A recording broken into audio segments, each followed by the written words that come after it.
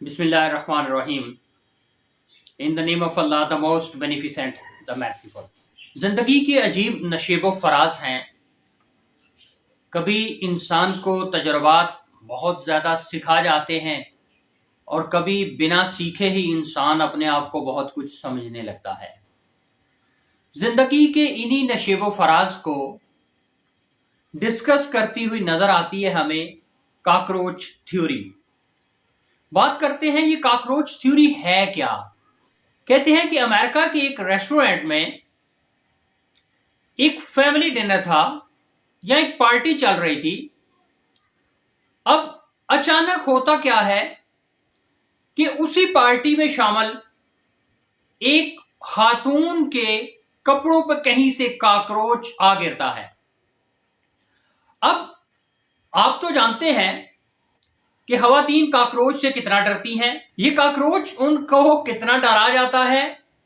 Same यही होता है इस वाकया में कि वो खातून अचानक शोर शराबा बर्पा कर देती है और एक भगदड़ सी मच जाती है उस कैफे में, उस होटल में। और वो खातून जो है वो अपने कपड़ों को ऐसे झटकती है। अब होता क्या है कि उस खातून से कॉकरोच गिरता किसी और खातून पे जा गिरता है। उसके कपड़ों से गिर के वो कॉकरोच किसी और साथ खड़ी खातून के कपड़ों पे जा गिरता है।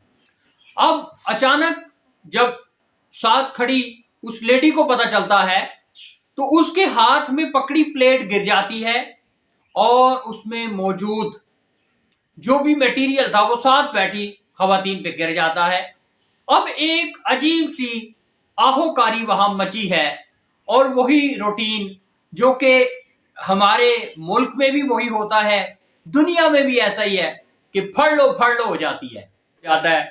अब कोई इधर से आ रहा है कॉकरोच को देखने के लिए, कोई इधर से आ रहा है। बहरहाल ये एक अजीब कैफियत जो है वो उस पार्टी में डेवलप हो जाती है और हर कोई परेशान है कि अब क्या किया जाए। अचानक इस दौरान उस होटल में एक वेटर दाखिल होता है जिसके हाथ में एक ट्रे है।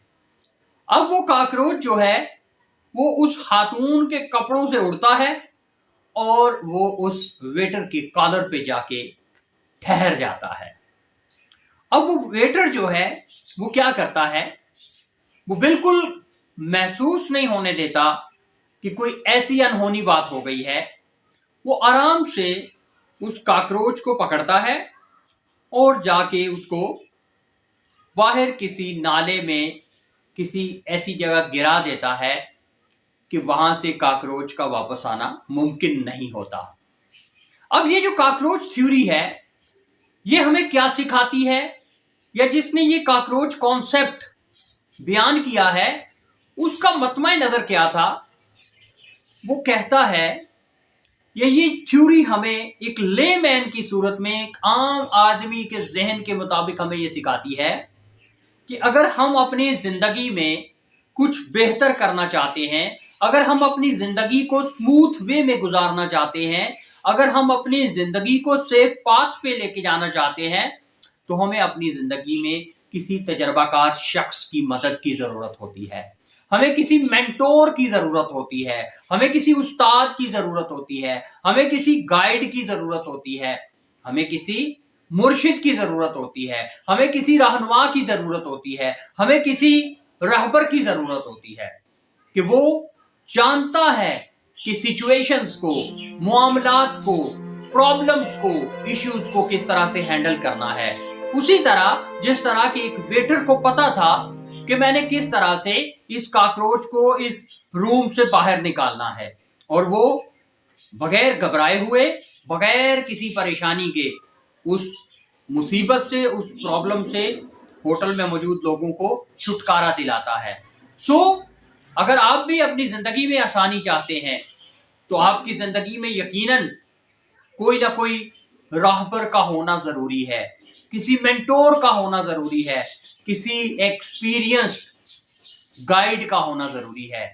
हजरत वासिफ अली वासिफ रहमतुल्लाह अलैह फरमाते हैं कि रास्ता उनसे पूछ लो जो कि जानते हैं, यानी उन लोगों से रास्ता पूछने में کبھی شرم محسوس نہ کرو جو کہ جانتے ہیں. اس لیے اپنی زندگی کو اگر پرسکون اور آرام دہ بنانا ہے تو کبھی بھی کسی سے سیکھنے میں شرم محسوس نہ کریں. اپنا بہت سارا خیال رکھیے گا. آپ کا اپنا محمد طاہر ربانی.